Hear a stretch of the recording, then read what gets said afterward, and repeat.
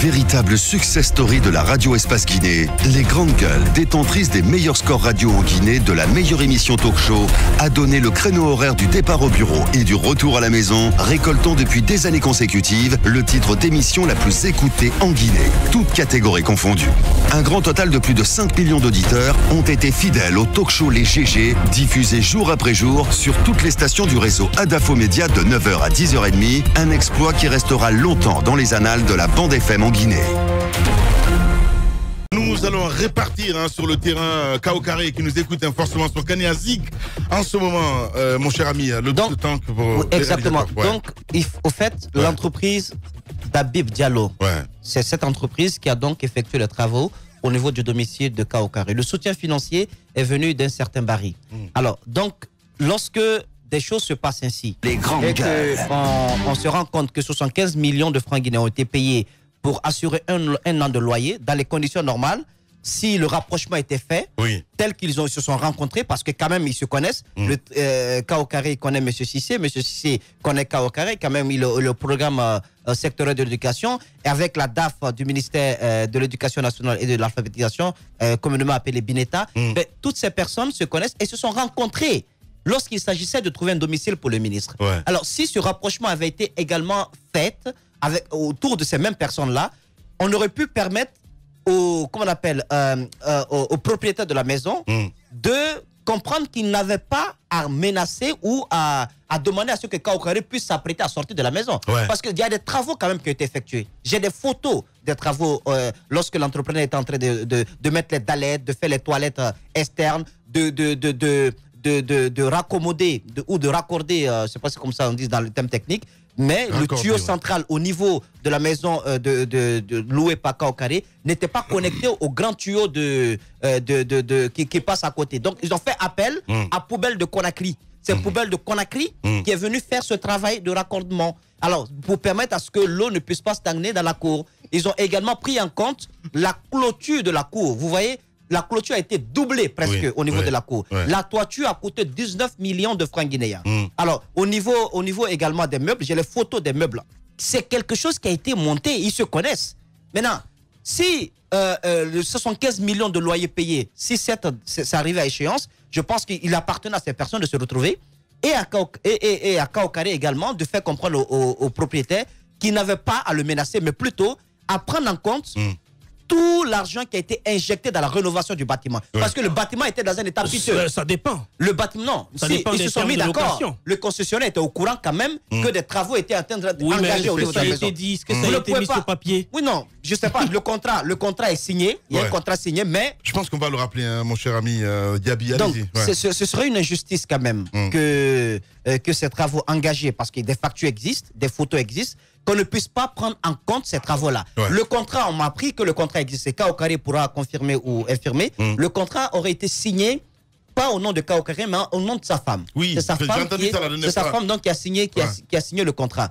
Chose que je trouve d'ailleurs assez grave. Parce que quand même, il s'agit du domicile du premier responsable du département de l'éducation nationale et de l'alphabétisation. Je ne vois pas la raison d'être de sa femme dans ces conditions-là. Donc, il faut qu'on fasse comprendre, et c'est leur rôle au concessionnaire, qui n'a pas à demander à Kao Carré de vider les lieux, parce que depuis avril, je pense, les 75 millions payés ont été déjà consommés. Il faut prendre en compte les travaux qui ont été exécutés. Et non, ça dépend. Attends, il faut faire attention. Non, Moussa, il faut faire attention. Ça dépend des termes de discussion depuis le début. Si vous êtes gentil, si moi j'ai ma maison en taudis, que vous habitez depuis très longtemps et parce que du coup, vous êtes devenu ministre de la République, vous êtes gentil, vous avez des fonds pour venir renouveler ma maison. Si on ne s'est pas entendu sur le fait que les frais de rénovation de la maison doivent rentrer en compte sur le loyer, eh ben, le jour où le loyer que vous avez payé, même si c'est 5 mois, le jour que c'est fini, j'ai le droit de vous vider. Encore une fois, non, il faut que je lise les termes du contrat. Est-ce que dans le contrat, il a été mentionné qu'au cas où les 75 millions venaient à échéance, on prendrait en compte les toits que j'ai rénovés, on prendrait en compte le fait que j'ai appelé Poubelle de Conakry pour faire les canalisations? Non, c'est pas ça. Je pense que c'est clair. Le propriétaire de la maison a bien le droit à un moment donné de le vider de la maison si le loyer est terminé, à partir du moment où les montants de rénovation ne rentrent pas en compte du loyer. Je pense alors que c'est vraiment, ce serait dommage que des fonds soient injectés à cette hauteur, même si on trouve que le montant est assez colossal. Et j'avoue que quand même, quand vous faites l'addition 400 premiers millions et les 300 autres millions qui ont été décidés d'être mobilisés. Donc si vous additionnez tout ça pour la rénovation des bâtiments et qu'on ne prenne pas cela en compte dans les frais de location, je pense que c'est assez grave. Et il appartenait donc au ministre de faire le même pas vers ses compagnons parce que ce sont ses amis. Ils ont négocié ensemble avec Cissé. On prend même plus son téléphone. Non, je suis désolé. Je suis désolé. Je n'ai pas de problème avec les clauses du contrat, tout ce qui est fait et autres. Moi, ce qui me regarde, c'est en fait l'argent du contribuable qui a été utilisé. Parce que si c'est son argent, il peut signer le contrat qu'il veut. Il peut faire tout ce qu'il veut avec cette maison, avoir tous les problèmes avec celui qui lui a donné la maison. Mais c'est son problème. Si c'est justifié que c'est son argent, qu'il a gagné ailleurs, mais lorsqu'il s'agit de l'argent du contribuable, et c'est là le problème, il s'avère qu'il y a un système qui est mis en place, il y a un mécanisme à l'interne même pour que l'argent soit mobilisé, pour que le ministre, parce qu'il est ministre, et ça même c'est dans la conscience du Guinéen, c'est un ministre, il n'a pas le droit de loger tel ou tel, je sais pas, c'est-à-dire dans la conscience même, on encourage, on favorise la corruption. C'est aller comme ça, aujourd'hui le ministre dit oui, parce que je suis ministre, je ne peux pas habiter là où j'habitais, et voici les conséquences. Maintenant, l'utilisation de l'argent du contribuable, c'est là le problème. Et Lamine encore, je reviens là-dessus. Il y a un système qui est là. Aujourd'hui, même les marchés qui sont passés, si vous regardez bien le fond des dossiers, vous verrez que derrière les entreprises qui sont présentées pour soumissionner, ce sont les entreprises derrière lesquelles on retrouve soit le ministre, soit le directeur. Ça ne va jamais loin. C'est fait de telle sorte que l'argent ne bouge pas, ça va dans leur poche et on se retrouve avec le même canevas. C'est assez compliqué. C'est dommage que le chef de l'État, qui, lorsqu'il était opposant, dénonçait tout ce qui est système de malversation, de corruption, de mauvaise gouvernance, et qu'on se retrouve aujourd'hui, après 8 ans de gestion, avec une situation plus compliquée que lorsque Lansana Conté était là. Mais c'est pas possible. Qu'est-ce qu'on a fait de ces engagements vis-à-vis du peuple? C'est la mafia. Le système, on a aimé, on s'y est plus, et puis voilà, on vit avec. On va voir quand ça va prendre fin. En tout cas, ne vous attendez pas à ce que les procureurs et autres qu'on vienne démanteler quoi que ce soit, parce que les plus forts sont concernés.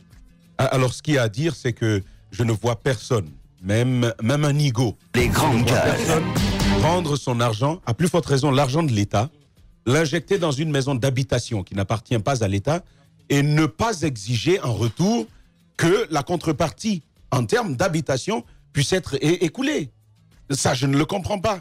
Et donc, de ce point de vue-là, je ne comprendrais pas que l'on dise tout simplement à quelqu'un qui habitait une maison au compte de l'État, bah écoute, sors, quand il y a autant de montants, des montants colossaux qui ont été investis. Roby, je t'ai écouté, permets que je termine ce que j'ai à dire. Ouais. Donc, je ne comprends pas. Même si on a de l'argent à revendre Lamine Guirassy, je ne vois pas l'État venir simplement investir comme ça, sans s'entendre sur une clause précise avec le propriétaire de la maison. Surtout quand il y a autant de moins. Maintenant, de l'autre côté, Lamine Guirassy, on a fini de payer ce genre de choses. Kaokare n'est plus ministre. Les grandes gueules.